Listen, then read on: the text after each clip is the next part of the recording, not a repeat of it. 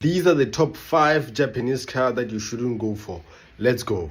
Number 1, we have the Nissan Pathfinder. Like, bro, the Nissan Pathfinder was just born tired.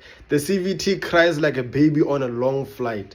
Nissan tried making a proper SUV but just created a CVT funeral. Okay, so we have shuddering, overheating. The car breaks down before it even reaches 120 kilometers. Like, bro, the Nissan Pathfinder shouldn't be called the Nissan Pathfinder. It should be called the Workshop Finder, bro. Like, no, don't go for that car. Number 2 is the Subaru Outback, the 2013 models. We have CVT gremlins, the oil thirst. We have sensors acting like they work at Escom. Like, bro, that car, people bought that car thinking about adventure and reliability, but no. The Subaru said, no, we're not talking about adventure here. I'm going to drain your wallet.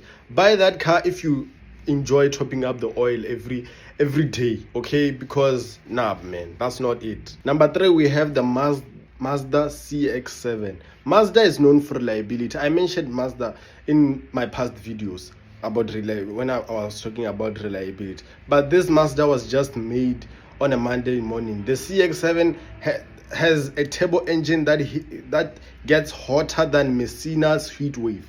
Okay, we have timing chain drama, you have turbo failures and repair build that cost way more, way more than your woolly sleep. Okay, so it drives. Does it drive nicely? Yes, it drives nicely. It's beautiful and it's sleek. But once the repair comes, it feels like SARS just found your side hustle, bro. Like, Japan is known for making cars that last longer, like a long time. But these 3 cars, just stay away from these cars, bro. Just stay away.